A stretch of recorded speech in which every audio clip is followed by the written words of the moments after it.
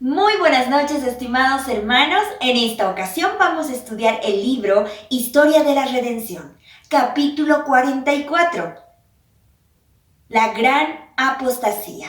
Cuando Jesús contó a sus discípulos lo que había de suceder al pueblo de Jerusalén, ellos se sorprendieron, pues se venía una persecución para el pueblo del Señor.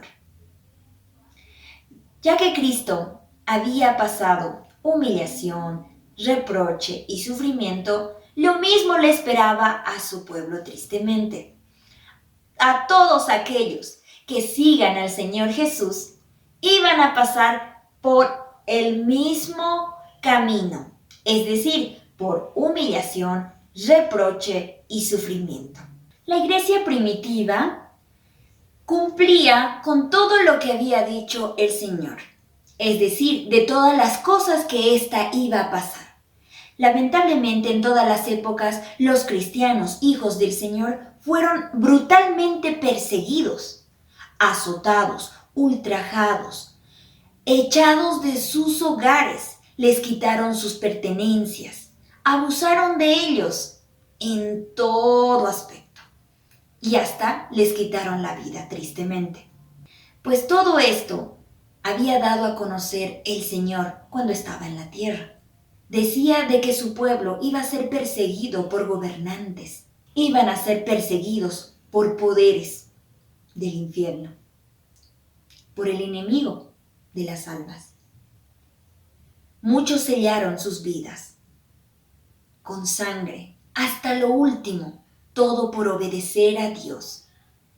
Gente que decidió seguir adelante llevando el Evangelio a costa de su vida, a costa de perderlo todo en este mundo, incluso a su amada familia. Imagínense, estimados hermanos, nosotros en esa situación. Sería una tragedia, ¿no es cierto? No sé cómo aquellos hermanos tan firmes, con esa fe que ellos tenían, soportaron hasta lo último. Y pues son un gran ejemplo, ya que demuestran esa fe viva que está en su corazón, que hace que ellos actúen de esa manera. Vanos fueron los esfuerzos que Satanás hizo para destruir por completo a los seguidores del Señor, a los cristianos, pues el Señor estaba con sus hijos. Aunque ellos, muchos de ellos, fueron muertos, la sangre de aquellos mártires era como semilla. Así es, ellos testificaban con demostrar en la hoguera, en el foso, en lugares de tortura. Hasta lo último demostraron esa fe viva que ellos tenían. Así es. Y pues vemos de que el Evangelio iba avanzando por los cristianos vivos y cristianos muertos.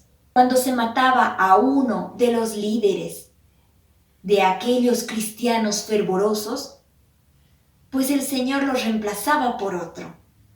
Y venía otro con más entusiasmo de llevar aquel evangelio a muchas almas. Y es así como la obra avanzaba. El Señor no iba a permitir que se acalle la voz de aquellos mensajeros, de aquellas personas que llevaban el mensaje, dice, hasta lo último, hasta en los lugares inaccesibles. ¿Cuánta gente murió en la iglesia primitiva? ¿Cuánta persecución por gobernantes, por la misma iglesia apostólica, por los mismos hermanos que se encontraban allí? Se torturaron, mataron familias enteras, los quemaron, asesinato tras asesinato. Pero el Señor conoce y sabe muy bien cómo aquellas personas dieron su vida hasta lo último por su amado Salvador, por defender el nombre del Señor Jesucristo. Un cristiano hablaba con los gobernantes acerca de esta terrible persecución a la iglesia. Y él les dijo: podéis matarnos, torturarnos, condenarnos. Vuestra injusticia es la prueba de que somos inocentes. Vuestra crueldad no os servirá de nada. Era una poderosa invitación, más para atraer a otros a su fe. Mientras más a menudo nos aplastáis, más rápidamente crece nuestro número. La sangre de los cristianos es una semilla. Amén. aunque acallen esa voz, ellos pelearon la buena batalla. Ahora les espera la corona, pues son aquellos fieles al Señor, que hasta lo último ellos se quedaron en los caminos del Señor. Puede que nos acallen la voz, pero no matarán, no apagarán esa llama que existe en nuestro corazón, que es creer en el Señor Jesucristo, tener esa fe viva en nuestro corazón. Satanás estuvo persiguiendo al pueblo del Señor mediante la violencia, pero lamentablemente falló, pues el Señor estaba con sus hijos y trataba una y otra forma para poder eliminar por completo a los seguidores de Cristo, pero no lo logró. Es por ello que utilizó su astucia para poner su estandarte en el seno de la iglesia. Y es así que muchas personas creían en el Señor, pero no había una transformación en sus vidas, tampoco fe. Simplemente trataba de unir a la gente cristiana y gente inconversa que simplemente creía en el Señor, ya, y que puedan unirse. Y de esa forma, el enemigo de las almas arruinar por completo el plan de salvación y justificación, pues es de esa forma que muchos cristianos cayeron. Al poner el estandarte en el seno de la iglesia, Satanás había logrado su propósito. Metió la idolatría dentro y muchos cayeron. Pero, así como desde el inicio de la iglesia primitiva, aún se encontraban los fieles, aquellos cristianos devotos al Señor, que tenían esa fe viva en el corazón y la transformación. La iglesia estaba pasando por una situación penosa, ya que dentro habían personas que creían en el Salvador, pero trataban de introducir cosas que no iban concuerdo a las leyes del Señor. Y muchos de los cristianos se dieron cuenta. De alguna forma, los azotes, los castigos, ayudaban a ganar más almas, pues demostraba la fe que ellos tenían. Ahora, de esta otra forma, la situación parecía no avanzar. Los planes del enemigo se estaban realizando. Satanás quería corromper la fe que ellos tenían y asimismo dejar de estudiar la palabra de Dios y dirigir sus vistas a otro lado. Por fin, llegó un momento en que los cristianos rebajaron las normas. Imagínense, la idolatría ya estaba en auge. Y lamentablemente, dentro de la iglesia, habían cristianos que decían creer en el Señor. ¿Y qué es lo que hicieron? Simplemente cambiaron las imágenes por los nombres de Jesús y María. Se introducía la idolatría, ritos supersticiosos y otras doctrinas malas.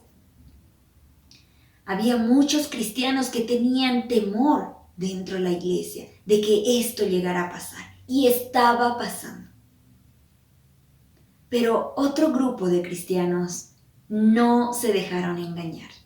Siguieron adelante con esa fe, siguieron adelante respetando las normas que el Señor había dejado.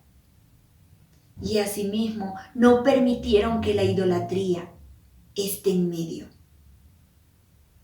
Siempre el Señor tiene su pueblo, aquellos que luchan hasta lo último, ¿sí?, en obedecer al Señor. Satanás trataba de alguna forma arruinar estos planes del Señor, introduciéndose dentro de la iglesia. Y muy astutamente, por cierto. Pero, nuevamente, aunque estaba en auge, aún continuaban los hijos del Señor firmes en aquel lugar. Siempre hubo en cada época dos clases. Aquellas personas que siguen al Señor, respetan las normas, estudian su palabra y tratan de corregir sus errores. Sin embargo, la otra clase no respeta las normas del Señor, no hay un cambio en sus vidas, sino todo lo contrario. No quieren oír lo que la palabra del Señor dice y llama la atención. El Señor invita a aquellas personas que quizás conocieron a Cristo, lo aceptaron, pero no hay un cambio en sus vidas. Cometen un error tras otro y no aceptan la verdad que corrige sus errores.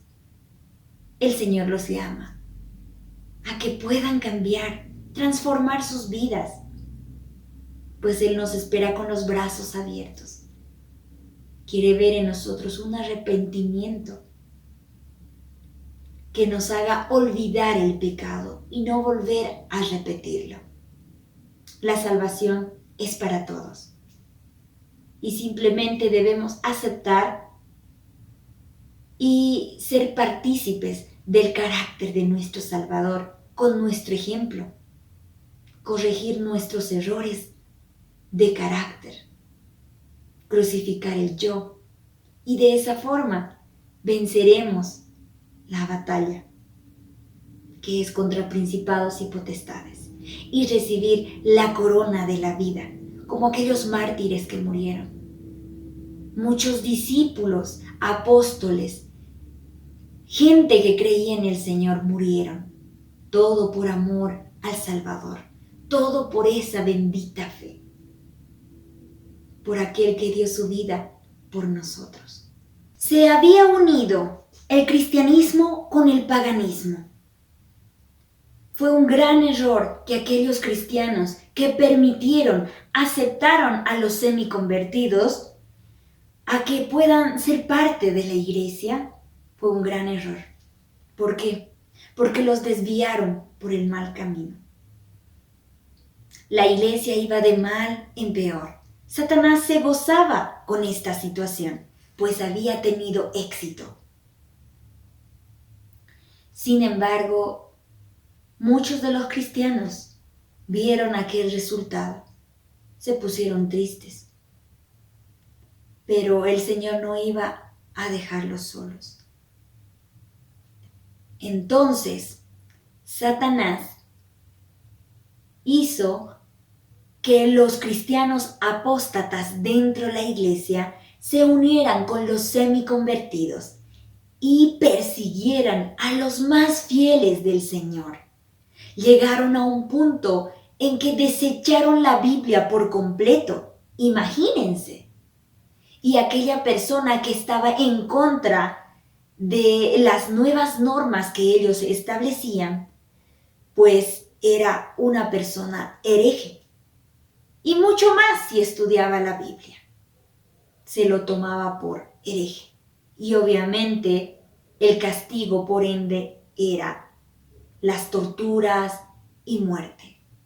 Los fieles a tal persecución severa decidieron separarse de la iglesia apóstata, pues veían un mal proceder, una mala influencia para ellos, para sus hijos y de sus hijos, sus hijos. Lamentablemente tuvieron que separarse. ¿Para qué? Para seguir adelante, llevando el Evangelio y respetando las normas que el Señor había dejado a sus hijos. y no permitiendo la idolatría, ritos y el desprecio de la palabra del Señor dentro de su iglesia. Aún seguía firme el pueblo del Señor, y es por ello que estos se separaron. El versículo dice en 2 Timoteo 3:12: Y también todos los que quieren vivir piadosamente en Cristo Jesús padecerán persecución. 2 Timoteo 3:12. Amén. Vemos de que la iglesia del Señor fue perseguida.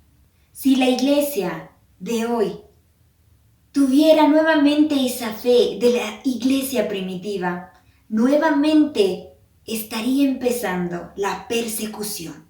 Si la iglesia de hoy tuviera esa fe viva de aquellos cristianos de la iglesia primitiva, hoy estuvieran en persecución. El cristianismo ha crecido mucho, pero lamentablemente no se respetan las normas que el Señor nos dejó. Su ley, su sacrificio en una cruz, su palabra, la Biblia. Sin embargo, son desviadas sus mentes por otro camino, más de la perdición que la salvación. Queridos amigos, queridos hermanos, el Señor nos llama a ti y a mí que seamos cristianos de verdad, así como los cristianos primitivos, que dieron su vida por el amado Salvador. La iglesia necesita un reavivamiento, una reforma, un cambio en nuestras vidas, en nuestro carácter, en nuestra manera de vivir, en nuestra estrecha relación con Dios. Pidamos al Señor que nos ayude, nos fortalezca cada día más y podamos entregarnos a Él por completo y llegar a ser unos verdaderos testigos del Señor aquí en la tierra.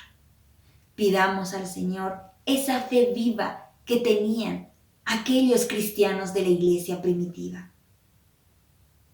Roguemos al Señor por nuestras iglesias, por nuestros hermanos, que haya este reavivamiento y reforma y que Cristo venga pronto.